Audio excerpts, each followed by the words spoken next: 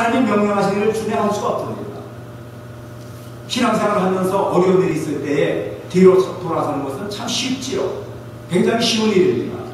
그러나 사명이 힘들다고, 사명을 가로막는 어떤 장애물이 크다고 해서 그것을 두려워하고 등지기만 한다면 우리의 삶은 전혀 발전이 있을 수가 없습니다. 하나님 그것을 기뻐하지 않습니다. 그러니까 요나를 깨닫게 하시고 고래배 속에 집어넣으셨다가 다시 뽑아서 결국에는 하나님이 주시는 사명지로 보내시는 건 하나님이 아니시겠어요. 하나님이 주시는 사명은 그건 절대적인 사명입니다. 그건 바꿀 수 있는 사명이 아닙니다. 하나님이 주시는 사명은 우리에게 가장 좋은 것이기 때문에 하나님이 우리에게 너는 이웃을 사랑하라, 내 이웃을 내 몸같이 사랑하라 라고 하신 그 사랑의 그 사명은요, 그것이 우리에게 너무너무 좋은 것이기 때문에 그 사명 주신 거예요. 근데 우리는 그것을 따르지 못합니다. 원수를 어떻게 사랑하고 내가 정의 가지 않는 사람을 어떻게 사랑합니까? 그것이 불가능한 일 아니겠어요? 그래서 사명을 받았을 때에 그런 장애물이 걸릴 때 우리 하나님이 원하시는 것이 무엇이냐면 너는 너의 환경이나 너를 반대하는 사람들의 반대를 따르지 말고 내가 준 사명을 따라가라. 내가 준 사명을 따라가면 내가 반드시 거기에서 너의 길을 열어줄 것이다. 너를 형통케 하리라. 너를 평탄하게 할 것이다. 우리의 문제가 어디서 생긴 줄 아십니까? 하나님이 주시는 사명을 내가 바꾸어버리고 내가 선택한 사명을 가지고 나의 길을 가려고 할 때 그때 모든 문제가 됩니다. 하나님께서 주시는 사명은 우리에게 몹시 힘들 때가 있습니다. 왜 하나님께서 그렇게 다윗에게 힘든 그러한 사명을 주셨을까? 사명을 주셨으면 좀 장애물도 다 사전에 물리쳐 주시고 평탄하게 해주시고 정말 평지를 걸어가듯이 그렇게 해주시면 얼마나 좋겠어요. 그런데 예수를 잘 믿으려고 하는 사람들 가만히 보면요, 평탄하지가 않습니다. 얼마나 많은 연단과 얼마나 많은 고난과 얼마나 많은 사람들의 방해가 오는지 알 수가 없어요. 평탄한 사람을 한 번도 못 봤습니다. 사도 바울도 그랬어요. 사도 바울이 수십 년 동안 하나님의 복음을 증거하고 그 온 세계를 다니면서 그 당시에 그 로마는 세계의 끝인데요. 그 세계 끝까지 다니면서 복음을 전하는데 그가 정말 편하게 가마 타고 말 타고 다니면서 복음 전했습니까? 그는 자기 먹을 것, 마실 것, 잠잘 장소 다 자기가 마련하면서 끊임없이 식량과 싸워야 했고 잠자리와 싸워야 했고 자신을 방해하는 그런 반대자들과 싸워야 했어요. 심지어는 가장 가까운 동족들이 사도 바울을 엄청나게 핍박을 했습니다. 잡아 죽이려고 했어요.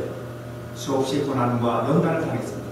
왜 하나님께서는 당신의 사명을 감당하려고 하는 그러한 사람들에게 그런 고난, 그런 장애물, 그런 반대를 허락하신 겁니다. 여러분, 하나님은 사명을 통해 사명자를 통해서 주시고자 하는 계획이 있을 때에 거기에 합당한 장애물을 하나씩 넘어가게 하시는 거예요. 다윗이 어떤 사람입니까? 다윗은 이스라엘의 왕입니다. 하나님 앞에 제일 사랑을 받고 이스라엘 천만인의 정말 믿음의 왕이 되고 그리고 그들을 다 지도하고 하나님의 뜻을 그대로 순종하면서 정치를 잘 해나갈 모범적인 왕으로 세우기를 하나님이 원하시고 다윗을 목동 속에서 뽑아내셨어요. 우여곡절 끝에 사울 왕의 군대 장관까지 지냈지만은 사울 왕의 미움을 받고 지금 쫓겨다니게 하시는 것이 바로 하나님의 계획이었습니다. 하나님의 사명을 감당하기 위해서는요, 그만큼 강한 훈련을 통과해야 된다.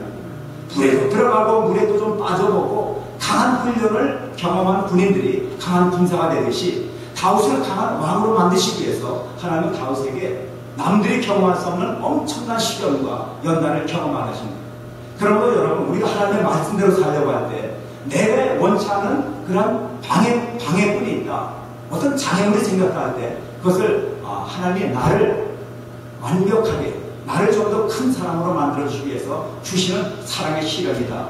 우리는 언제나 그렇게 해석을 하면 틀림이 없습니다. 하나님께서 다윗 왕을 위대한 왕으로 내 마음에 합한 왕을 만들겠다고 하는 그 하나님의 계획이 계셨기 때문에 다윗으로 하여금 엄청난 시련을 당하게 하십니다. 사울 왕에게 쫓깁니다. 그의 나를 구원하라는 사명을 주셨는데 자기가 가장 사랑하고 가장 가까이하고 생명같이 여기는 그 부하들의 반대를 받게 합니다. 진퇴양난에 어찌할 수가 없습니다.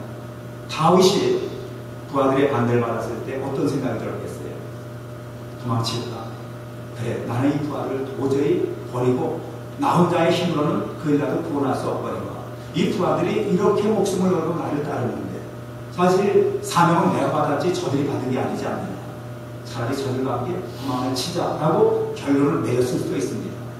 그런데 하나님께서요, 다윗에게 그렇게 편한 일을 택하지 않게 하셨어요. 너 한번 기도해봐라. 너 한번 하나님께 다시 한번 여쭈어봐라. 다윗이 두 번째 기도한 겁니다. 그래서 그것이 이 4절의 말씀이죠. 다윗이 여호와께 다시 묻자오되, 참 것이 중요한 거예요. 다시 여호와께 묻는 것이 중요합니다. 내게 거대한 장벽이 있을 때 여러분 기도하셨습니까? 내가 원치 않은 일이 나의 앞을 가로막았을 때에 우리가 정말 하나님께 기도하셨습니까? 기도하고 그 다음에 하나님께서 응답으로 주시는 그것이 하나님 주신 사명인데 다윗이 다시 한번 기도하는 거예요.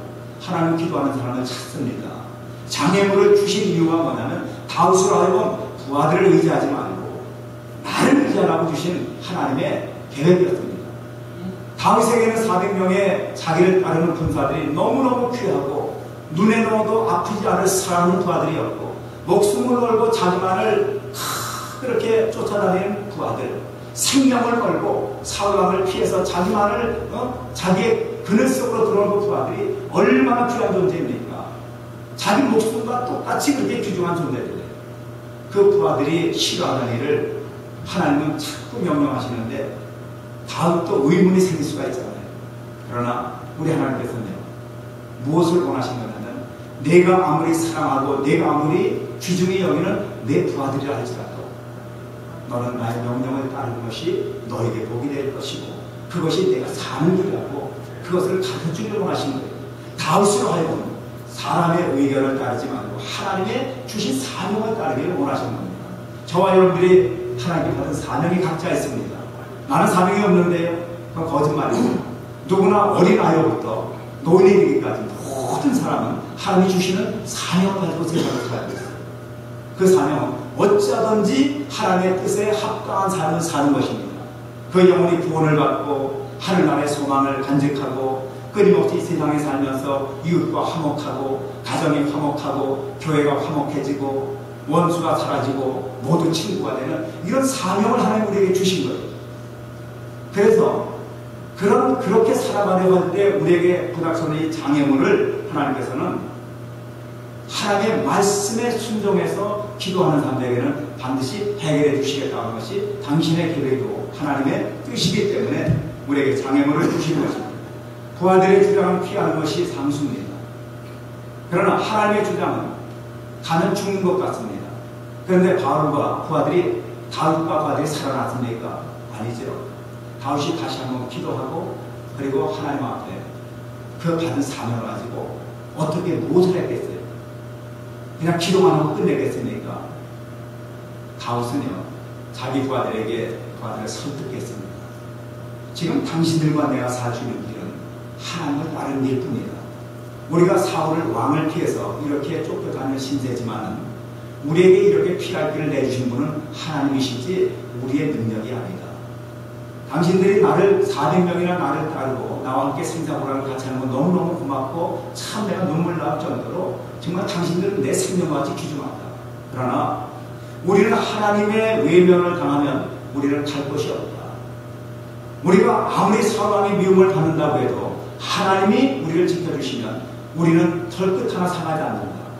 만일 우리가 하나님께서 주신 이 사명, 그일날을 구원하라는 사명을 등지고 우리가 피하고 싶은 곳으로 도망치면 당장은 목숨을 부지할지 모른다.